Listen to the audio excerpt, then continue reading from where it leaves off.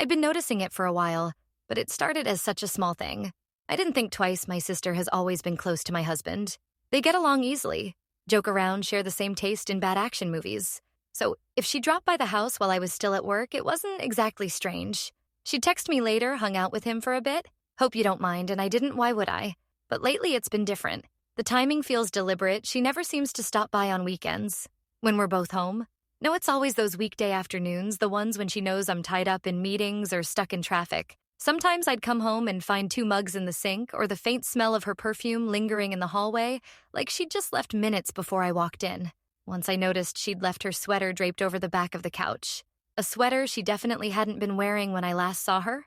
Another time my husband casually mentioned she'd helped him cook dinner before I got home, which was odd, considering he doesn't need help making spaghetti. It wasn't that I thought anything was going on. Not yet anyway. It was just a feeling, that quiet itch in the back of your mind that says something's slightly off the way. Their laughter would fade when I walked through the door, the way she'd glance at him before answering certain questions. Little things. Small, stupid things, but small things when they start lining up stop feeling so small. My sister and I grew up almost like twins.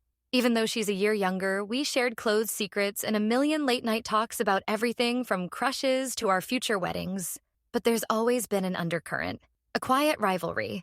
Not full-blown hostility, more like a subtle tug-of-war, especially when it came to attention from guys. She'd never outright steal someone I liked, but she had a way of making sure she wasn't invisible to them. Either she's been single for a few months now, and when the breakup first happened, I did what any sister would, invited her over. Cooked her comfort food, let her cry on my couch while we watched dumb reality TV. She told me she just needs company these days and that she loves hanging out with us, meaning me and my husband. And honestly, I believed her. It felt harmless. My husband's always been polite and friendly toward her, never crossing any lines, never giving me a reason to worry. He'll chat with her, ask about her day, maybe tease her about her coffee addiction, but that's it. No weird lingering touches, no loaded glances if anything. I appreciated that he treated her like a sister too. Still, with her being freshly single, she's been around more, a lot more, and lately I've been wondering if just needing company is the whole truth. It started small little things. I barely noticed at first. My sister would send my husband a quick text about a funny meme or ask him if he remembered the name of that movie they'd been talking about. I figured she just didn't want to bother me while I was working. Or maybe she thought it was easier to go straight to the source. But then it turned into more. She'd show up at our house in the middle of the afternoon with a bag of cookies or a casserole and say, "Oh, this is for him. I know it's his favorite. Not for you guys. Not for both of you. For him." And almost every time she'd come when I wasn't home one Saturday morning, our neighbor casually mentioned, "Your sister's been over a lot lately?" "Huh? I see her car in your driveway all the time when you're not around." I laughed it off, saying she was just going through a breakup and needed people to talk to, but my stomach tightened when I asked my husband about it later. He didn't seem fazed, just shrugged and said, "She just stopped by to say hi. No big deal." And maybe it wasn't, but between the direct texts, the food, and the quiet frequency of her visits, I couldn't shake the feeling that I was missing something. It was getting harder to ignore. She'd started showing up multiple times a week. Always on the nights I worked late. I'd get home and see her shoes by the door or a half-empty coffee mug in the sink, and she'd already be gone, leaving behind that faint trace of her perfume in the air. Then one evening, while putting away laundry, I noticed a sleek black box on my husband's dresser. Inside was an expensive bottle of cologne, the kind that costs more than I'd ever justify spending. I picked it up confused because I certainly hadn't bought it when I asked him about it. He glanced over and said casually, "Oh, that your sister gave it to me. Said she saw it and thought I'd like it." He said it like it was nothing, but something in my chest tightened. Gifts like that weren't normal, not between in-laws. A week later, I ended up getting off work early. I didn't text him. I thought it would be a nice surprise. But when I walked through the front door, the first thing I saw was them sitting together in the living room. The lights were low, a bottle of wine open on the coffee table, both of them holding glasses. They were laughing at something, leaning in just a little too close. Like they'd been sharing a private joke for a second. They didn't even notice I was there. And that was the moment my unease stopped feeling like paranoia and started feeling like a warning. I finally couldn't keep it in anymore. The next time I saw her at my own kitchen counter, by the way, eating a slice of pie she'd apparently brought for him, I asked as casually as I could manage why she was always over when I wasn't home. She laughed. Actually laughed. Then shook her head like I'd just told her the most ridiculous joke. "Wow, you're being paranoid," she said, smirking. "Most people would be glad their husband and sister get along so well. It's not like I'm here stealing your silverware." I didn't find it funny. "Well, it's just weird." I said, "It feels like you're here more when I'm gone than when I'm here." She waved me off. That's just because I don't want to be a third wheel. You should be thanking me for keeping him company later. I brought it up with my husband, hoping he'd at least understand why it was bothering me, but he just sighed, rubbing the back of his neck. Babe, it's innocent. He said she stops by. We talk, that's all. She's lonely, I'm not going to slam the door in her face. Maybe they really believed there was nothing to worry about, but the way they both brushed me off like my discomfort was overblown, like I was making something out of nothing, only made that gnawing feeling sharper. A few days later, I got a call at work from one of my coworkers. Her tone was casual, but her words made my pulse spike. Hey, I didn't know your sister worked near here. She said she doesn't. I replied, oh, weird. I saw her earlier at that cafe on Main Street with your husband. Looked like they were having a pretty good time. I laughed it off on the phone, but my hands were cold. That cafe wasn't even close to his office when I got home that night. I couldn't shake it.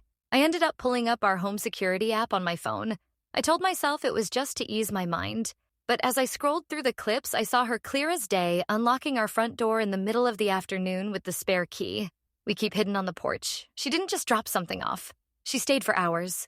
Sometimes she arrived when my husband was still at work. Sometimes right after he got home and they'd be in the house together. Until I pulled into the driveway. I sat there staring at the footage. My stomach churning all those afternoons, she'd just stopped by to say, hi, weren't random. They were planned and they were happening whether I was comfortable with it or not. That night, I put my phone down on the table in front of my husband and hit play. The screen lit up with clip after clip of my sister letting herself in, making herself at home, lingering for hours when I wasn't there. He leaned back, sighed, and rubbed his temples. Nothing happened. He said firmly, she's going through a rough time. She needed someone to talk to, and I happened to be there. That's all. I shot back. Do you realize how this looks? Do you realize how it feels to come home and find out my sister has been spending more time with you than I have before? He could answer my sister, who was apparently in the hallway listening. Stormed in. Wow, unbelievable. She snapped. You're seriously accusing me of what? Trying to steal your husband? His family to me. Family, I told her. I didn't appreciate her letting herself in whenever she wanted, especially when I wasn't there. She folded her arms. This is pathetic. You can't even trust your own blood? Maybe the problem isn't me. Maybe it's you. You've always been jealous. Always reading into things that aren't there. The air in the room shifted. It wasn't just about the security footage anymore. It was about every little resentment we'd buried over the years. The times she'd flirted with guys, I liked the way she always had to. One-up me at family gatherings. How she'd roll her eyes when I talked about my marriage, like she knew something I didn't. Voices rose, words got sharp, and by the end we weren't talking. We were just throwing old wounds at each other like knives. The next morning, I called a locksmith. By that afternoon, the spare key was useless, and I texted my sister to let her know me. I've changed the locks. You're not welcome here unless I invite you first. Her reply came fast. Her wow, so dramatic. Guess I know where I stand. We didn't speak after that, at least not in any real way. Family group chats became awkward. She stopped coming to gatherings if she knew I'd be there. The easy, sisterly closeness we'd had, all our lives was gone, replaced by something brittle and sharp. My husband, for his part, promised he'd set boundaries. He said he'd tell her directly that the visits needed to stop and that he understood why I felt the way.